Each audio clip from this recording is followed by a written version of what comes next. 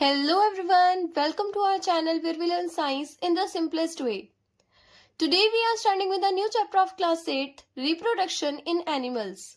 तो इस चैप्टर में हम देखेंगे कि रिप्रोडक्शन क्या होती है, रिप्रोडक्शन के कितने मोड्स होते हैं और एनिमल्स कैसे रिप्रोड्यूस करते हैं, ये सब। ठीक है, तो सबसे पहले रिप्रोडक्शन होता क्या है। रिप्रोडक्शन ना एक ऐसा बायोलॉजिकल प्रोसेस होता है जिसकी मदद से कोई भी ऑर्गेनिज्म अपने जैसे इंडिविजुअल को बनाता है। ठीक है, रिप्रोडक्शन क्या है, जिसमें एक लिविंग ऑर्गेनिज्म अपने जैसे सेम ऑर्गेनिज्म को प्रोड्यूस करेगा। ठीक है, उस प्रोसेस को हम क्या बोलते हैं, रिप्रोडक्शन। ठीक है, अब जैसे देखो रिप्रोडक्शन जो है ना वर्ड, ये दो वर्ड से मिलकर बना हुआ है, एक री और दूसरा है प्रोडक्शन। री का मतलब है दोबारा और प्रोडक्शन का मतलब है किसी भी चीज का बनना। ठीक है, तो रिप्रोडक्शन का मतलब हो गया कि किसी भी चीज का दोबारा बनना। ठीक है, तो it is a process by which living organism produce new individual. ये एक ऐसा प्रोसेस है जिसमें जो लिविंग बींग्स होते हैं, लिविंग बींग्स में क्या आते हैं, जैसे एनिमल्स हो गया, ठीक है, प्लांट्स हो गया, ह्यूमंस हो गए, ये सब। ठीक है, वो अपने जैसे न्यू इंडिविजुअल को क्या करते हैं, प्रोड्यूस करते हैं। ठीक है, या इसको आप ये भी बोल सकते हो कि it is a biological process in which organism produce their new individual. ये एक ऐसा बायोलॉजिकल प्रोसेस है जिसमें ऑर्गेनिज्म जो होता है वो अपने जैसे न्यू इंडिविजुअल को प्रोड्यूस करता है।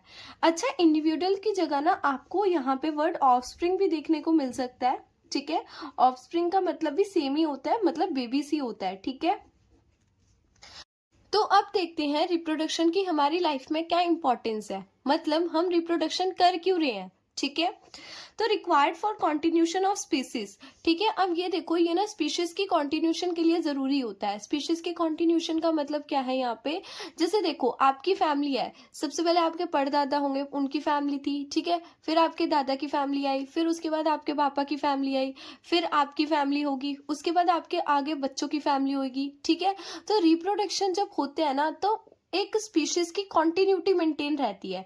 अगर मान लो रिप्रोडक्शन बंद हो गया तो आगे वाली जो जनरेशन है वो आ ही नहीं पाएगी। ठीक है, आगे वाली जनरेशन जो है वो आ ही नहीं पाएगी, इसका मतलब वो जनरेशन जो है वो क्या हो जाएगी, खत्म हो जाएगी अगर रिप्रोडक्शन नहीं करेंगे तो। ठीक है, तो रिप्रोडक्शन जो है ना वो स्पीशीज की कॉन्टिन्यूशन के लिए बहुत ज्यादा जरूरी है। ठीक है, जैसे एग्जाम्पल है जैसे डायनासोर। ठीक है, डायनासोर की स्पीशीज ने क्या करा था, रिप्रोडक्शन उनमें नहीं हुई थी, उनमें रिप्रोडक्शन बंद हो गई थी, जिसकी वजह से जो डायनासोर है वो क्या हो गए थे, एक्सटेंट हो चुके थे, मतलब वो इस दुनिया से क्या हो गए थे, गायब हो चुके थे। ठीक है, इसीलिए जो रिप्रोडक्शन जो है वो बहुत जरूरी है स्पीशीज की कॉन्टिन्यूटी के लिए। अगर रिप्रोडक्शन नहीं करेंगे तो स्पीशीज की जो कॉन्टिन्यूटी है वो रुक जाएगी। ठीक है, उनकी इस अर्थ पे एग्जिस्टेंस खत्म हो जाएगी। ठीक है, सेकेंड है पॉपुलेशन ग्रोथ। अगर पॉपुलेशन ग्रोथ करवानी है तो भी रिप्रोडक्शन जरूरी है। ठीक है, अब देखो कि रिप्रोडक्शन के मोड कितने होते हैं, तो रिप्रोडक्शन के दो मोड होते हैं, एक होता है एसेक्सुअल रिप्रोडक्शन, दूसरा होता है सेक्सुअल रिप्रोडक्शन। ठीक है, अब asexual reproduction and sexual reproduction में डिफरेंस क्या है वो देखो। एसेक्सुअल रिप्रोडक्शन ना वो रिप्रोडक्शन होती है जिसमें सिर्फ और सिर्फ सिंगल पेरेंट इन्वॉल्व होता है। ठीक है, और सेक्सुअल रिप्रोडक्शन वो रिप्रोडक्शन होती है जिसमें दोनों पेरेंट इन्वॉल्व होते हैं, मेल भी एंड फीमेल भी। ठीक है, अब जो यहाँ पे एसेक्सुअल रिप्रोडक्शन में जो ऑफस्प्रिंग प्रोड्यूस होते हैं, मतलब यहाँ पे जो बेबीज प्रोड्यूस होते हैं ना वो एकदम आइडेंटिकल होते हैं।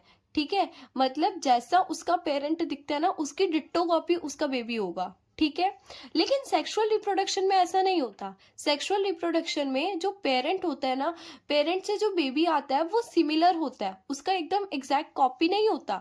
ठीक है, उसके क्या होता है, सिमिलर होता है। अब जैसे आपको ही देख लो, जैसे आपके मम्मी पापा है, क्या आप अपने मम्मी पापा से एग्जैक्ट दिखते हो, नहीं दिखते हो ना आप एग्जैक्ट। ठीक है, तो आप उनके जैसे सिमिलर दिख सकते हो लेकिन उनके जैसे एग्जैक्ट नहीं दिखते। ठीक है, यहाँ पे क्या होता है, offspring with unique trait are reproduced. इसमें होता क्या है, तो देखो जैसे मेल एंड फीमेल से जो बेबी है वो बनता है। ठीक है, तो बेबी में कुछ ट्रेट जो होंगी वो मेल की आएंगी और जो कुछ ट्रेट होंगी वो किसकी आएंगी, फीमेल की आएंगी, जिसकी वजह से जो बेबी है वो एकदम एग्जैक्ट कॉपी जो है अपने पेरेंट जैसा नहीं दिखता। ठीक है, नेक्स्ट है no reproductive organ are needed. इसमें कोई भी रिप्रोडक्टिव ऑर्गन की क्या होती है, नीड नहीं होती। ठीक है, रिप्रोडक्टिव ऑर्गन हम आगे स्टडी करेंगे कि कौन कौन से रिप्रोडक्टिव ऑर्गन होते हैं। ठीक है, लेकिन सेक्सुअल रिप्रोडक्शन में रिप्रोडक्टिव ऑर्गन जो होते हैं वो चाहिए होते हैं, नीड होती है उनकी, अगर सेक्सुअल रिप्रोडक्शन करनी है तो। ठीक है, असेक्सुअल रिप्रोडक्शन में क्या होता है, कोई भी गैमेट फॉर्मेशन नहीं होती। अब देखो गैमेट क्या है, जैसे कि हमने पढ़ रखा है कि जो लिविंग सेल होते हैं वो लिविंग सेल जो होते हैं वो सेल से मिलके बने हुए होते हैं। ठीक है, अब सारे के सारे जो सेल्स होते हैं वो एक ही टाइप के थोड़ी होते हैं। ठीक है, सारे के सारे जो सेल्स होते हैं वो एक टाइप के नहीं होते। ठीक है, तो उनमें ना दो सेल्स होते हैं, रिप्रोडक्टिव सेल्स। ठीक है, रिप्रोडक्टिव सेल्स को हम गैमेट बोलते हैं, रिप्रोडक्टिव सेल्स को हम क्या बोलेंगे, गैमेट। अब वो रिप्रोडक्टिव सेल जो मेल में प्रेजेंट है उसको बोलेंगे मेल गैमेट, और वो रिप्रोडक्टिव सेल जो फीमेल में प्रेजेंट है उसको बोलेंगे फीमेल गैमेट। ठीक है, और हम देखो मेल गैमेट और फीमेल गैमेट का भी एक स्पेसिफाइड नेम है। ठीक है, एक स्पेसिफिक नेम है। मेल गैमेट को हम स्पर्म बोलते हैं। ठीक है, फीमेल गैमेट को हम ओवम बोलते हैं, एग बोलते हैं, जिसके बारे में हम आगे स्टडी करेंगे। ठीक है, अब देखो जो एसेक्सुअल रिप्रोडक्शन होता है ना, ये काफी ज्यादा फास्ट प्रोसेस होता है। ठीक है, और जो सेक्सुअल रिप्रोडक्शन होता है ये काफी स्लो प्रोसेस होता है। ठीक है, सेक्सुअल रिप्रोडक्शन फास्ट प्रोसेस होगा, मतलब यहाँ पे जो पेरेंट से ऑफस्प्रिंग बनेंगे, पेरेंट से जो बेबी बनेगा वो एकदम फास्टली बन जाएगा। ठीक है, लेकिन सेक्सुअल रिप्रोडक्शन में ऐसा नहीं होता। जैसे कि आपको पता ही होगा, एक बेबी को डेवलप होने में, एक बेबी को प्रोड्यूस होने में पूरे के पूरे 9 मंथ लग जाते हैं, है ना। तो ये काफी ज्यादा कॉम्प्लेक्स प्रोसेस होता है और स्लो प्रोसेस होता है। ठीक है,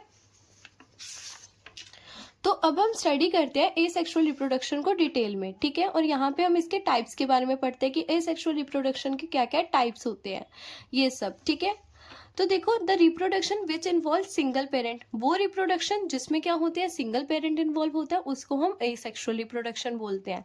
ठीक है, इसमें कोई भी गैमेट फॉर्मेशन नहीं होती है। ठीक है, और यहाँ पे जो ऑफस्प्रिंग होते हैं वो क्या होते हैं, अपने पेरेंट से आइडेंटिकल दिखते हैं। ठीक है, इसका पहला टाइप आता है देखो बडिंग। अब देखो बडिंग क्या होता है, बडिंग जो होता है ना वो हाइड्रा ना, जैसे वाटर बॉडीज में, वाटर बॉडी वाला प्लांट है जो मतलब वाटर के अंदर रहते हैं। ठीक है, और ईस्ट में ये कॉमन होती है बडिंग रिप्रोडक्शन। ठीक है, अब बडिंग में होता क्या है, जैसे देखो ये हाइड्रा है। ठीक है, जैसे ये क्या है, ये हाइड्रा का एग्जाम्पल दे रखा है।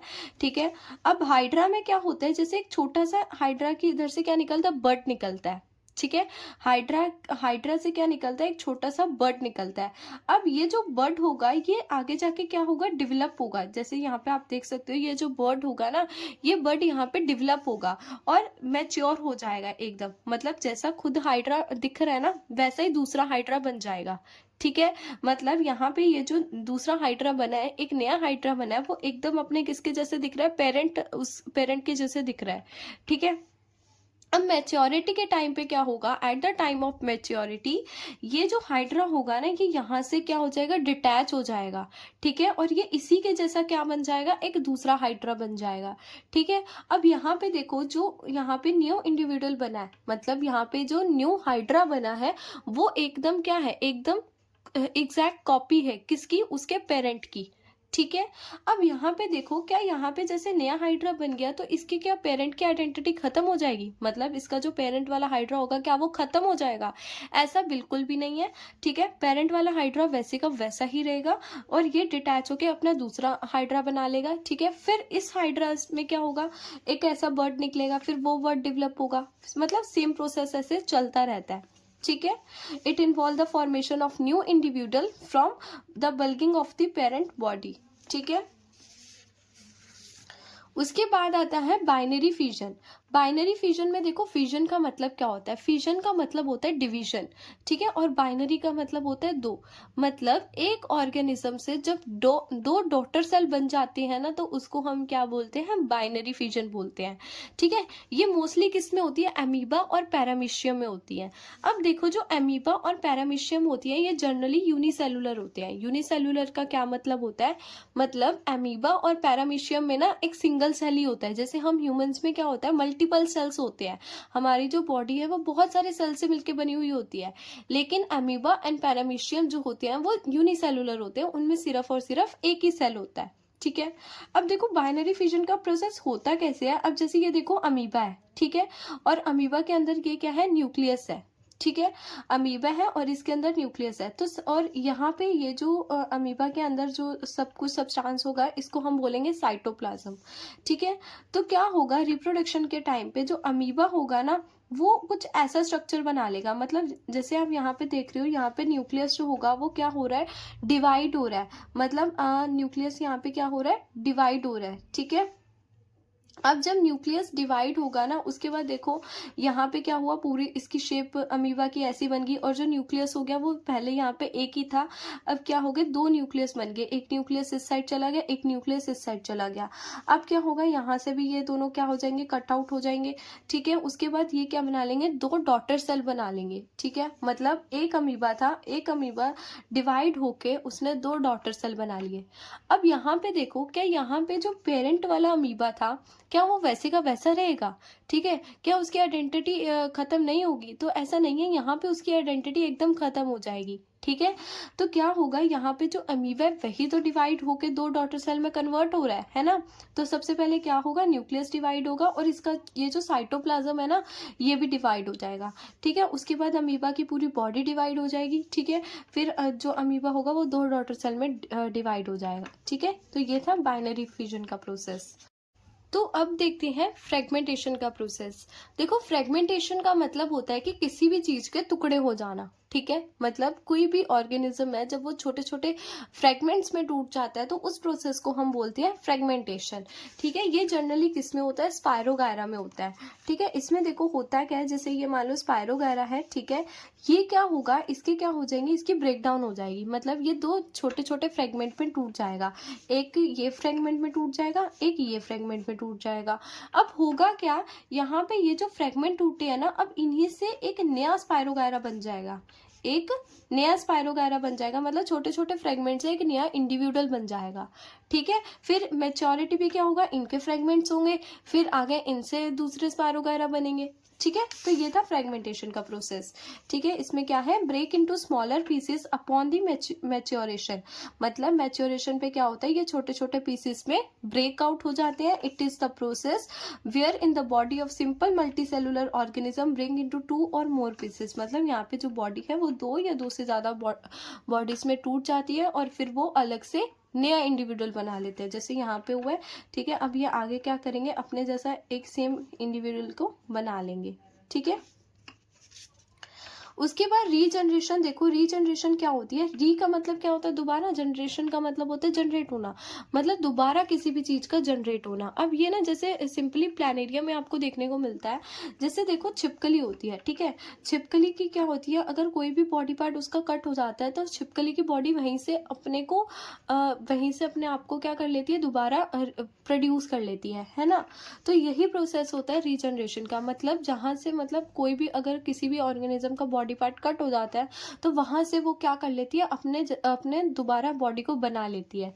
ठीक है, तो reconstruction of complete organism from a specific body part, मतलब वो रिकंस्ट्रक्ट कर लेती है पूरे के पूरे कंप्लीट ऑर्गेनिज्म को एक स्पेसिफिक बॉडी पार्ट से।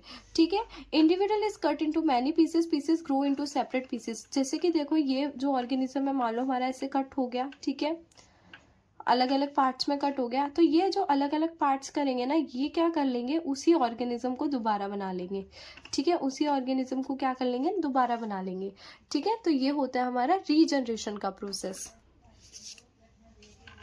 अब हम स्टडी करते हैं कि सेक्सुअल रिप्रोडक्शन क्या होता है। तो सेक्सुअल रिप्रोडक्शन देखो क्या है, सेक्सुअल रिप्रोडक्शन का मतलब है कि ये एक ऐसा रिप्रोडक्शन है जिसमें दो पेरेंट इन्वॉल्व होते हैं, जिसमें दो पेरेंट इन्वॉल्व होते हैं। ठीक है, अब यहाँ पे क्या होगा, यहाँ पे जो ऑफस्प्रिंग बनेंगे ना वो अपने पेरेंट से क्या नहीं होंगे, आइडेंटिकल नहीं होंगे। ठीक है, इन मेल्स में देखो मेल गैमेट होते हैं जिनको हम क्या बोलते हैं, स्पर्म बोलते हैं, और फीमेल्स में क्या होता है, फीमेल गैमेट होते हैं जिनको ओवम और एग भी बोलते हैं। ठीक है, अब देखो, अब सेक्सुअल रिप्रोडक्शन करने के लिए किसकी नीड होती थी, सेक्सुअल रिप्रोडक्शन के लिए रिप्रोडक्टिव ऑर्गन की नीड होती है। रिप्रोडक्टिव ऑर्गन दो तरीके के होते हैं, एक मेल रिप्रोडक्टिव सिस्टम होता है, दूसरा फीमेल रिप्रोडक्टिव सिस्टम होता है। ठीक है, अब यहाँ पे हम देखते हैं कि मेल रिप्रोडक्टिव सिस्टम क्या होता है। तो देखो, मेल रिप्रोडक्टिव सिस्टम को इस डायग्राम से क्लियर करते हैं कि मेल रिप्रोडक्टिव सिस्टम होता क्या है। ठीक है। मेल रिप्रोडक्टिव सिस्टम के पास ना 1 पेयर ऑफ टेस्टिस होता है। मतलब जैसे यहाँ पे आप ये जो ओवल शेप के स्ट्रक्चर देख रहे हो, इस ओवल शेप के स्ट्रक्चर को क्या बोलते हैं? टेस्टिस बोलते हैं। ठीक है। जैसे कि हमने पढ़ा था कि जो मेल रिप्रोडक्टिव सेल होते हैं वो स्पर्म होते हैं, है ना। अब उन स्पर्म की फॉर्मेशन जो होती है ना, वो इन टेस्टिस में होती है। मतलब हमारे टेस्टिस में जो होते हैं स्पर्म बनते हैं। ठीक है। स्पर्म जो होंगे वो टेस्टिस में बनेंगे, और जो टेस्टिस होती है ना, एक मेल सेक्स हार्मोन को रिलीज करती है जिसका नाम है टेस्टोस्टेरोन, जिसको आप आगे प्यूबर्टी वाले चैप्टर में अच्छे से कवर करोगे। ठीक है। उसके बाद देखो, ये जो टेस्टिस होती है ना, ये एक पाउच से में पैक होती है, जिस पाउच का नाम होता है स्क्रोटम। ठीक है। स्क्रोटम क्या करता है? अब जैसे यहाँ पे आप देख सकते हो, ये होता है स्क्रोटम। ठीक है। स्क्रोटम क्या करता है? आपकी बॉडी का टेम्परेचर को मेंटेन करके रखता है। ठीक है। बॉडी का टेम्परेचर मेंटेन करने से क्या मतलब है यहाँ पे, कि स्पर्म की ना फॉर्मेशन को जो टेम्परेचर चाहिए होता है ना, वो काफ़ी ज़्यादा लो टेम्परेचर चाहिए होता है। आपकी बॉडी से लो टेम्परेचर चाहिए होता है, तो स्क्रोटम उस टेम्परेचर को मेंटेन करके रखता है। ठीक है। अब यहाँ पे देखो, यहाँ पे स्पर्म बन गया। ठीक है। अब जो स्पर्म बना है वो ट्रांसफर कहाँ से होगा? तो वो ट्रांसफर इस ट्यूब के थ्रू होगा, जिस ट्यूब को हम बोलेंगे स्पर्म डक्ट। ठीक है। इस ट्यूब को हम क्या बोलेंगे? इस ट्यूब को हम बोलेंगे स्पर्म डक्ट। ठीक है। जिसको आप वास्ट डिफरेंस भी बोल सकते हो। यहाँ से क्या होगा, जो स्पर्म होगा वो ट्रांसफर होगा। ठीक है। और वो कहाँ पे आएगा? वो आएगा आप यहाँ पे यूरिथ्रा में। ठीक है। ये जो आप देख रहे हो, ये छोटी सी ट्यूब, ये छोटी सी ट्यूब को बोल देंगे यूरिथ्रा। ठीक है। यूरिथ्रा जो है ना, यूरिथ्रा जो है, ये कॉमन पैसेज है किसके लिए? स्पर्म के निकलने के लिए एंड यूरिन का पास होने के लिए। ठीक है। स्पर्म के पैसेज के लिए एंड यूरिन के पैसेज के लिए ये एक कॉमन पाथवे है। ठीक है। उसके बाद देखो, यहाँ पे एक यूरिनरी ब्लैडर भी होता है, जहाँ पे क्या होती है? यूरिन स्टोर होता है। और यहाँ पे कुछ ग्लैंड्स भी होते हैं जो स्पर्म को ना जो स्पर्म को नरिशमेंट प्रोवाइड करते हैं। ठीक है। जो स्पर्म को नरिशमेंट प्रोवाइड करते हैं। ठीक है। और यहाँ पे जैसे आप ये जो आउटर कवरिंग देख रहे हो, इस आउटर कवरिंग को बोलते हैं पेनिस। ठीक है। इस आउटर कवरिंग को पेनिस बोलते हैं। ठीक है। तो देखो, मेल रिप्रोडक्टिव सिस्टम क्या है? इसके पास एक पेयर ऑफ टेस्टिस होता है, जैसे आप यहाँ पे देख सकते हो। ये ओवल शेप का ऑर्गन होता है जो क्या प्रोड्यूस करता है? स्पर्म प्रोड्यूस करता है।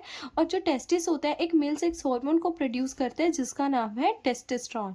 ठीक है। अब स्पर्म डक्ट होती है इसमें, जैसे यहाँ पे स्पर्म डक्ट है। ठीक है। ये एक लॉन्ग ट्यूब लाइक स्ट्रक्चर होता है। ठीक है। जो क्या करता है? स्पर्म को कैरी करता है। ठीक है। उसके बाद आता है पेनिस।